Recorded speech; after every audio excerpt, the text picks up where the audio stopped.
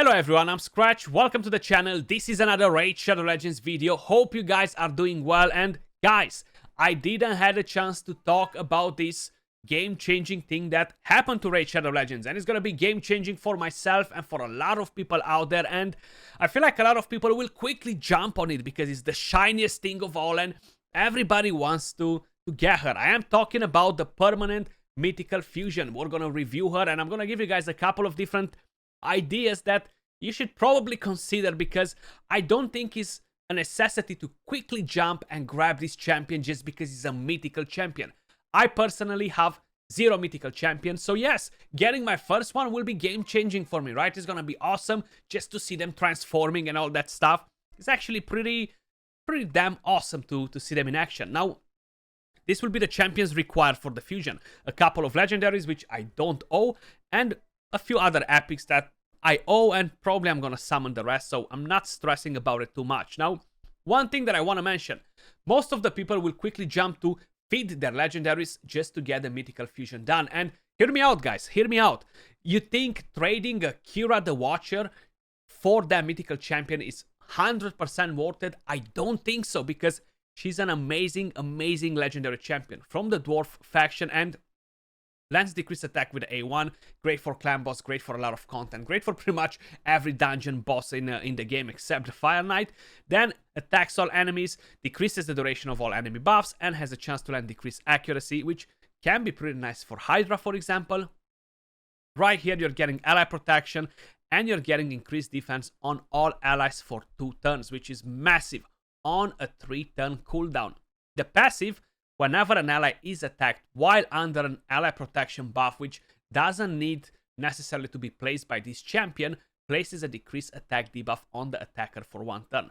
Something similar with what Krisk does with his passive, kind of like a mini Krisk sort of a vibe in here. And you know what? She's gonna bring a lot of utility, a lot of firepower to a lot of accounts out there, and is definitely much easier to fuse than the mythical champion. And yes, the next question will be, so you're telling me not to go and fuse the mythical champion because you want me to keep that legendary champion? Not necessarily, you know, like, if me personally, I would get the legendary champions, I would fuse the mythical, because I feel like I'm at a point in the game where this legendary champion won't really do much for my account.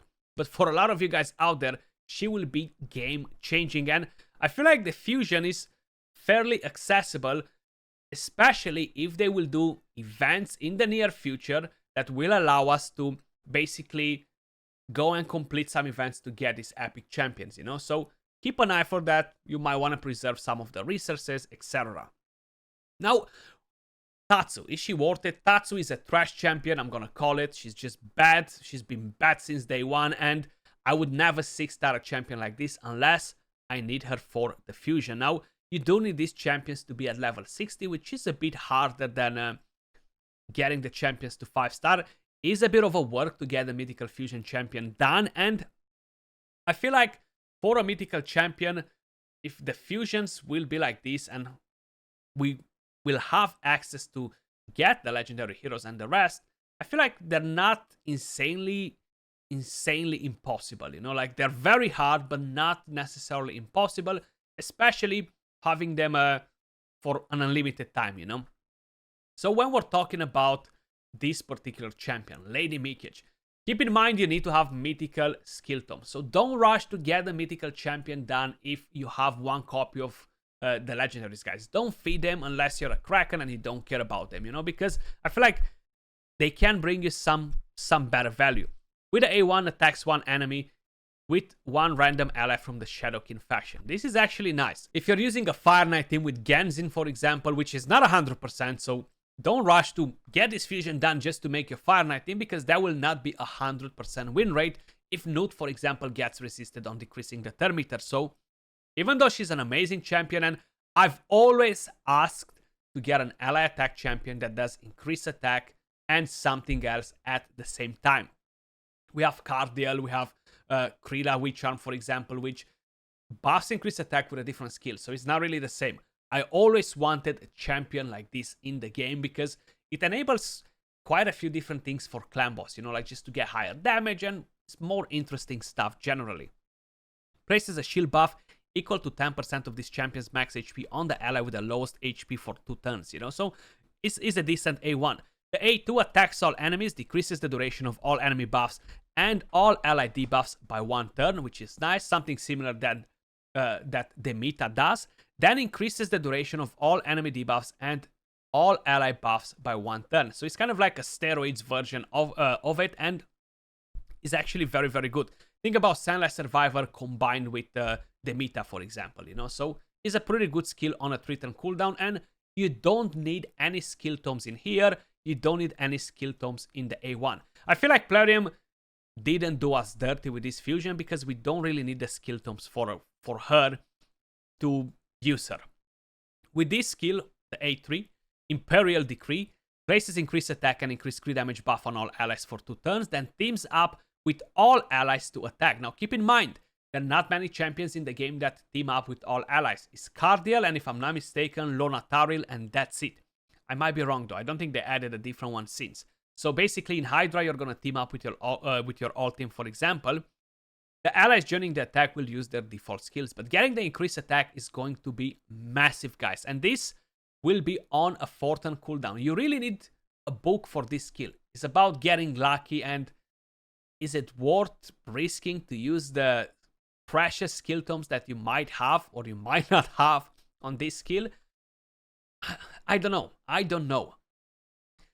If you're using her in the Fire Knight, you don't really need this skill, right? You're gonna use it on the first wave, then you're gonna use it at the boss. Probably, if you wanna have a perfect toon team for it, yes, you do wanna have this booked, and that's about it. You don't really need any other books in her. This is the Metamorph skill.